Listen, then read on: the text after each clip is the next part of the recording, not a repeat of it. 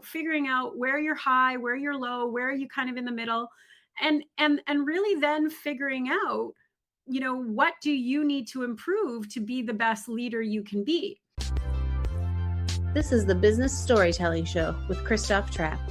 Name a top 20 storytelling podcast and a top 5% podcast globally.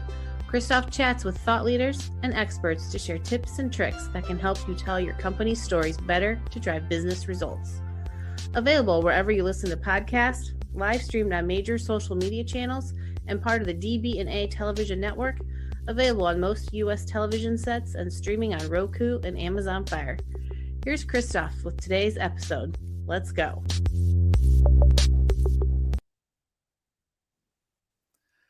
Let's go, business storytellers. Hey, first of all, I want to mention to you guys, after almost exactly 5 months to the day when I had an episode with Grammar Girl, we are back live on Amazon. So really excited that that's working again. And here's the lesson of that, the lesson from that experience. What happened is I had the wrong setting in my live studio and I couldn't figure it out. So I will probably blog about that in the next few days at christophtrapp.com.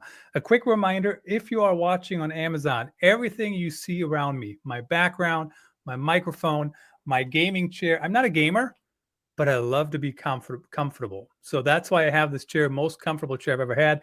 You can see all those items in the carousel on Amazon. If you are watching on TV or the podcast channels, just search for Christoph Trapp on Amazon and you will find my storefront. But let's get to today's topic. I finished The Emotionally Strong Leader by Carolyn Stern. And this is such a fantastic book because here's the thing. I'm an emotional guy. I am. Back in the day when I played football, I made use of my emotions, but I never actually learned how to think about my emotions, how to understand other people's emotions, how to lead. Keeping that in mind, you learn how different people lead over the years, and I'm not so sure that's even involved in that thinking at all. So Carolyn is joining me on the show, and she will tell us about why is this such a problem? Why are people not emotionally strong, and especially why do we need that in leadership? Carolyn, glad to have you on the show. Welcome. Thanks for having me. Really glad to have you. I really enjoyed the book, and I don't say that just to say it. I'm very, very honest. But tell me, why is this whole thing about understanding our emotions? I mean, why is that so difficult? And to me, and in your book, you say, we're not even taught about it. Why is that happening? And how do we move forward from here? Well, as someone who has 2 degrees in education and who also has been teaching at the university for 25 years, taught in high school for 5 years, we're not teaching this in schools. So it really is about the school of life that teaches us our emotional education. It took me 5 years to lobby to get an emotional intelligence course accredited in the School of Business at where I teach. And why? Because my faculty said it wasn't academic enough. But we all know, Yale has a Center of Emotional Intelligence. There is a lot of science behind emotional intelligence. But quite frankly, we're just not teaching these young kids these emotional skills, and they need to have them. So as a university professor, I give them stress. But, how many of us, other than if they take an emotional intelligence course like I offer, are teaching them how to manage that stress? Most teachers put them in teams, but how many of those teachers are teaching them how to work within those teams? So the key is really to teach these young people, because if we're not teaching them in schools, we're certainly not teaching them in the workplaces. And then it's the blind leading the blind, right? None of us have an emotional education. Unless you had really superb role models growing up, you've had to kind of learn this with trial and error. And the key is our emotions impact everything. I mean, that's very true. Emotions, really impact everything. But I'm not so sure until I read your book. I put a lot of thought into the topic even. I mean, maybe I have over the years, but not as much as I should have, right? And in fact, when you talk about superb mentors or whatnot, I mean, I'm thinking about all the people I've worked with, and many of them have been my mentors, and certainly I've learned a lot. But, you go to work. You're here to work. Get to work, do your job, do whatever. Why do we have to bring emotions into it? Which is, especially me growing up in journalism, right? Journalists, I know people sometimes don't believe it, but they do try to detach themselves just a little bit, because how else are you going to cover all the crap that they have to cover? But in a corporate marketing team, why can't you show emotion? Why can't you build on each other's emotion? I mean, why do we have to be so, go to work, do your job, don't be a human, I guess. Well, I mean, my whole company EI experience, our guiding principle is making it okay to be human in the workplace, right? I mean, we are human first before we are leaders or employees, right? We all and humans have emotions. We're emotional creatures, and how you feel affects how you perform. And so, if more leaders or if more of us were brave enough to talk about our emotions, it's not like we can turn an on and off switch when we get to the office. We feel a myriad of emotions all day long, from happy to sad to frustrated to overwhelmed to busy to excited to motivated. There are thousands of emotions out there, but very few of us have a really large emotional vocabulary. Why? Because much ado has been made about IQ, our traditional intelligence, which is all about our problem solving abilities and our logical reasoning. But very little has had to do about emotional intelligence, which is, how do you put yourself in somebody else's shoes? How do you assert yourself? How do you build mutually satisfying relationships? How do you communicate how you're feeling in a non-offensive way? How do you control your impulses? How do you let your emotions not control your decision making? How do you let your emotions deal with change and stress? All of these things, emotions impact our memory, our communication, our relationships, our stress management, our performance, our health, so many things, our decision making. Yet we're not teaching these young people these skills. And I think after 25 years of teaching at the university, I just got sick and tired of listening to corporate professionals in my job at EI Experience tell me that showing emotion and was an act of shame, and that they felt that being emotional was a sign of weakness. But I'm here to tell you, and the very first quote I have in my book is, you can be emotional and strong. Like you, I'm also very emotional. I feel things very deeply, and I'm also a very strong business person. And so really what the book is about is to not be so afraid of your emotions, those or of your own or others, and to make friends with your feelings. Because even though feelings come and go, they're transient, and they're not necessarily factual, and they're not good or bad, right or wrong. They're incredibly personal. And it's hard sometimes to be an objective bystander. But what I try to teach in the book is, how do you become an observer of yourself, to pay attention to what your emotions are, and then what are your emotions telling you about you? And then take a step back. It's interesting to me, all the things we're not teaching people, it's unbelievable, honestly, the things I'm seeing. I mean, I'll give you an example.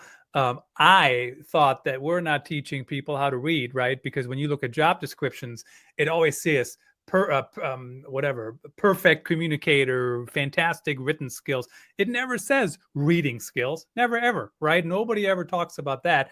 And then what I find out is that we're teaching students how to read, but we're not really teaching them how to write. So it's almost like the opposite. I mean, like, we really have to think about, how do we get all these things in the curriculum, whatever level it might be.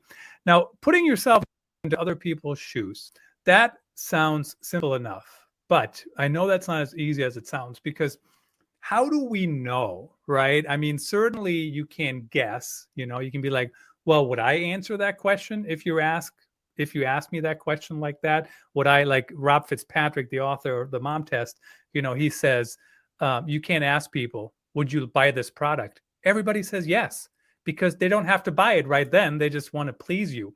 But how, and so you can kind of infer some things, right, of what's going on with people. But how do you really know? How do I know what that person is feeling? How do I know how I should react? Well, I think the challenge is our emotions take on two forms: what we experience and what we express. And so, yeah, you'll never know. I might say that I am fine, which isn't a feeling, it's a state of being. I might say I am happy when in actual fact, I'm experiencing a sense of sadness. But unless I say it, you won't know. And the challenge is how many of us, me included, have been frustrated but shown it as anger. Psychologists call that attribution bias, which is I see your behavior, I attribute that, oh, you must be angry, when I'm actually not digging deep into how are you feeling. So the way we actually get to the heart of the issue is to really ask people how they're feeling. That's why my two favorite questions that I pepper throughout the book is, in one word, emotion, what are you feeling? And what is that feeling telling you about yourself? And then once we know why we're feeling what we're feeling and where does that come from, then we can do something about it. But until we distance ourselves and be an observer of our emotions, we take it so personal. Our emotions take over and are in the driver's seat of our actions. And what the book has taught, really teaches readers, is to first of all figure out what your emotional makeup is. What are you strong in? What are you not so strong in? What are you too strong in that a strength actually becomes a liability? I call that the dark side of emotional intelligence. So for instance, if you have high self-regard, if you've got too much self-regard on the dark side, you could be overly confident. You have an inability to admit mistakes. You could be a narcissist. If you have too much empathy, on the dark side of empathy, you could be getting meshed in people's stuff. You might not push them to excel because you coddle them too much. You might wear the emotional burdens, their emotional burdens on your shoulders. And so it is about figuring out where you're high, where you're low, where are you kind of in the middle, and really then figuring out, what do you need to improve to be the best leader you can be. But here's the challenge. Our self-perception is inevitably flawed. What I see, how I see myself might not be how you experience me. So the best thing, and step 2 on my 6-step coaching model, is I ask people to consult with others. Ask others how they see you.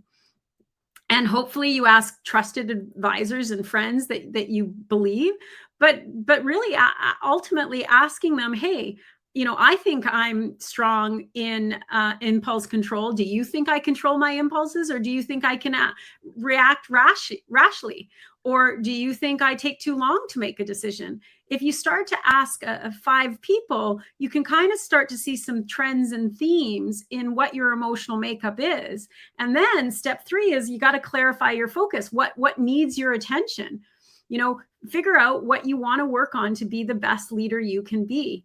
And that is challenging. I mean, none of this is easy, to take a good, honest look in the mirror and see sort of where your wobbly butts, as I call them, and where are you strong in. But it's incredibly powerful for you to look at yourself, and really take an inventory of your strengths and your development opportunities. What's interesting to me always is, who do we get feedback from? And maybe in my old age, I'm getting a little bit more skeptical of some people's opinion. But I was just watching Wes Bush on the Real Talk, the Customer Insights show, and he talks about product-led growth. And basically what he said is, why would anybody in sales ever support product-led growth? It almost sounds like they would lose their job, right? So how can they be credible with any feedback? Same with if I'm talking to people who maybe want my job, or maybe they don't like that I'm better than them, or do you know what I mean? Or like not better than them, but that I'm performing at a higher level, for example, or whatever the reason might be, or they don't like my haircut. I can't do anything about it, right? I'm bald. But how do we pick the right people to actually give us the feedback that's, first of all, honest, and that also is helpful? I think the issue is you first have to ask, right? You have to ask, say, I'm looking for some honest feedback. And it's okay if you hurt my feelings. This isn't about, because again, feelings come and go. I really want to hear. I mean, absolutely thank everyone for the feedback, but really get clear, because what you might label something, I might not give the same label. So in the book, in chapter, I think 8 or 9, I get people to figure, I think it's chapter 8, I get people to ways to show them, how do you solicit feedback, and then how do you receive that feedback. A lot of times we dismiss the feedback too soon. But is this hurting? Is this really true about me? Is this true to the story I'm telling myself? So the very first thing to answer your question is, I would really ask quite a few people, and ask those people that you do trust first, and start with those, because that's an easier ask than someone you might not trust, or you might not have a lot in common with, or that might even be someone you struggle with at work. But in all of that, even if their feedback hurts, you are bigger than your feelings, right? What can you learn from their responses? I think the biggest leadership lesson I learned in my career is good intentions does not sanitize bad impact. I can have the greatest of intentions as a leader, but how it lands for my people might not be the way it is. I had a great story that one of my employees, when she moved to Toronto from Vancouver, had said she was much happier in a different city than working in the same city as me. And that was like an arrow to my heart, because I thought I was a great leader. I involved her in all the company decisions. I asked her a ton of questions. But to her, she thought I was over involved. And that just taught me a big valuable lesson, is even though I thought I was a good leader, how she experienced me wasn't in the same way as what I was hoping for. And so again, good intentions does not sanitize bad impact. And so we need to realize that by asking people how we show up, they're going to hopefully give us the honest truth. Very, very interesting. Now, when we talk about, how do people, how do they deal with their emotions? People have different emotions, and I think it's also about understanding people, right? So, for example, I prefer just to, get my job done. Let's do it. Let's get it done. I don't necessarily, maybe this is from my years of playing football, I don't necessarily need the drill sergeant on top of me, right? Go do this, go do that. I like much more of a collaborative environment. Doesn't mean I won't do it, right? But I don't want to be necessarily told what to do or how to do it, or let's kind of work on it together. Maybe that shouldn't be uncommon, or maybe that's not uncommon. But how do we become an emotionally strong leader? How do we even get there? Where do we start? What are the steps? Certainly people need to be aware that maybe they have some ground to make up, and they can learn something. I suppose that's where it starts. Yeah, absolutely. I think the very first thing to be an emotionally strong and connected leader is you first, as I said, you need to figure out what your emotional makeup is. What are you strong in? What are you not so strong in? What are you on the dark side? And then you've got to figure out what do you need that needs some work, right? What do you need to do? Why do you do what you do? To really learn, in the book I talk about learn your why, and there's 3 whys, right? Why do I do what I do? Why do I want to change, and why do I need to change? Figuring out each of those whys is really important, so that you can kind of get to the heart of the matter of why you're changing in the first place. I think it's really critical for us to, once we know what our emotional challenges are, is to do something. I call them emotional muscles, right? Supposedly we all have a 6-pack under here. I have yet to see mine, but it's in there if I did more crunches. Well, it's the same thing with emotional muscles. We all have these emotionally intelligent competencies or skills, just some of them are underutilized. So it's really about figuring out which ones I need to strengthen and which ones I actually need to stop exercising. They're too much. So for me, for instance, I have a lot of flexibility. I'm on the dark side. I'm too flexible. I adapt too easily. And so when employee number 1 asks me to do one thing, I say, okay, sure, let's do something. And then when employee number 2 asks me to do the opposite, I say, okay, let's do that. So I flip-flop, which doesn't give them a lot of confidence and belief in my decisions. Sometimes I need to be stringent and take a stand, and not everyone's going to like what I have to say. And so again, it's my high independence and my low impulse control. My high flexibility and my low independence. My high flexibility is I flip-flop. My low independence is I care too much about what people think. And so what I need to do for my work is I need to become more stringent and to care less about what people think. That's the work that I have to do. But all of us have something that we need to work on, and figuring out what that is to become emotionally strong. The other last thing that I'll say is once you know what your emotional makeup is, you need to ask others what they need. So 3 of my favorite questions that I ask every employee is, what do you need to feel connected to me and the team? What do you need to feel appreciated for your efforts? And what do you need to feel fulfilled in your role? And then I shut up and listen, because that gives me a roadmap on how to lead them. Very good. Now, of course, we hear about quiet quitting. We don't necessarily need to go into that. That's a whole different debate. In my opinion, quite frankly, that's like doing your job, right? What's wrong with doing your job? And then we have the great resignation, and who knows what the next buzzword will be. But certainly people have options, right? When you are emotionally strong, especially as a leader, and maybe the whole team, does that actually help you create the better culture, number one? And number two, does it help you create a higher performing team? Yeah. Well, in the book, I talk a lot about our inner iceberg. So we all, like the Titanic, right? What sunk that unsinkable ship was not the piece of ice above the waterline. It was the piece of ice below, right? It was 400 feet deep and 50 to 100 feet long.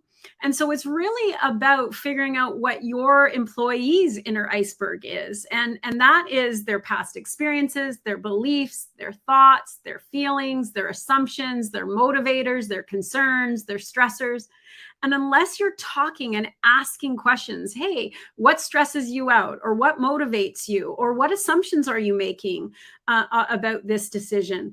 That is how we get to know people on a deeper level. And that's how you build more connected teams. And that's really what emotional connection is all about, is getting to talking about the inner iceberg of each of our people. And people always ask me, why do we need to hire you, Carolyn, to come into our companies? Well, you don't, if you start asking some of those deeper questions, which is rather than what was the decision and what was the communication, but why did you state the decision the way you did? Or why did you make the decision the way you made? Why did you state the communication the way you said it?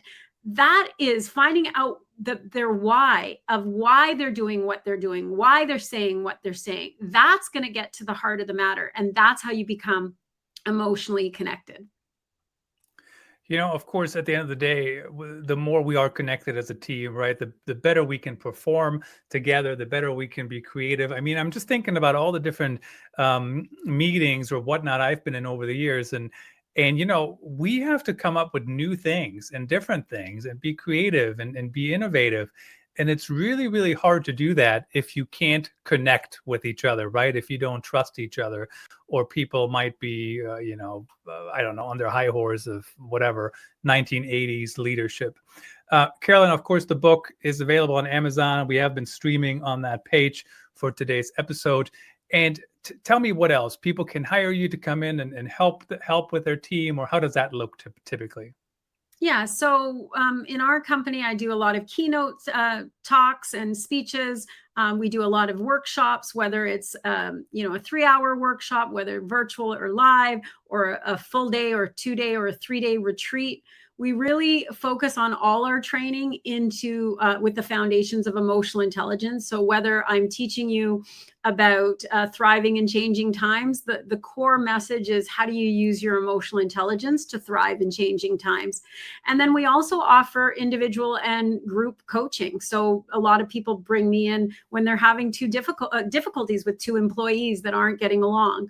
And ultimately, I just ask, employee number 1, what's really going on underneath the surface for you, and why are you having challenges with this employee? And I ask the other employee the same. So we also offer a series of assessments.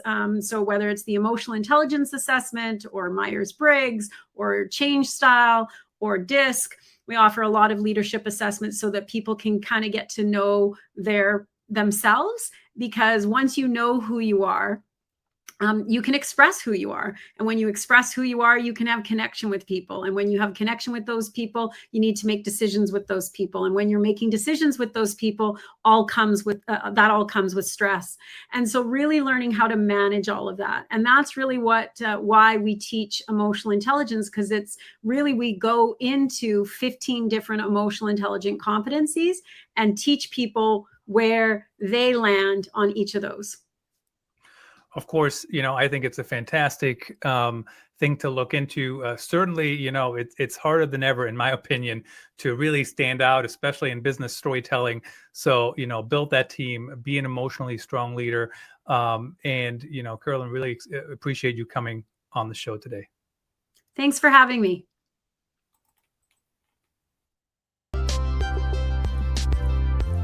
That's a wrap. Thanks for tuning in. Please rate and review our show on your favorite podcast channels. And don't forget to share this episode with your networks. We appreciate you. Until next time, let the best stories win.